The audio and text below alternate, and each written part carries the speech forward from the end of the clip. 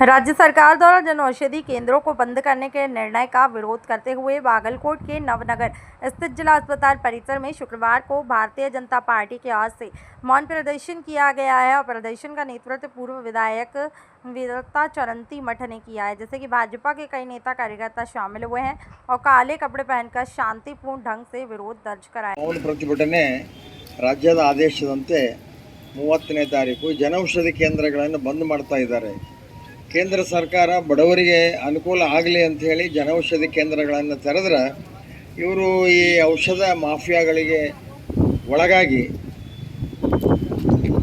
ಅವರಿಂದ ಏನು ಅನುಕೂಲ ಆಗಿದೆಯೋ ಇವರಿಗೆ ಗೊತ್ತಿಲ್ಲ। ಈ ಜನೌಷಧಿ ಕೇಂದ್ರಗಳನ್ನು ಬಂದ್ ಮಾಡತಕ್ಕಂಥ ಹುನ್ನಾರ ರಾಜ್ಯ ಸರ್ಕಾರದಿಂದ ನಡೀತಾ ಇದೆ।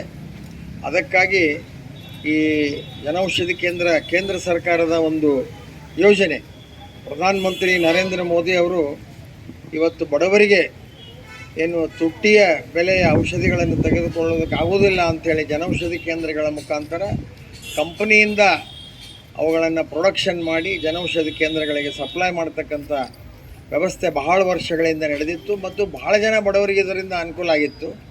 ಆದರೆ ಇವತ್ತು ಅದನ್ನು ಬಂದ್ ಮಾಡಿಸುವಂಥ ಹುನ್ನಾರ ನಡೀತದೆ। ಇದರ ವಿರುದ್ಧ ನಾವು ಮೌನ ಪ್ರತಿಭಟನೆಯನ್ನು ಮಾಡ್ತಾ ಇದ್ದೇವೆ।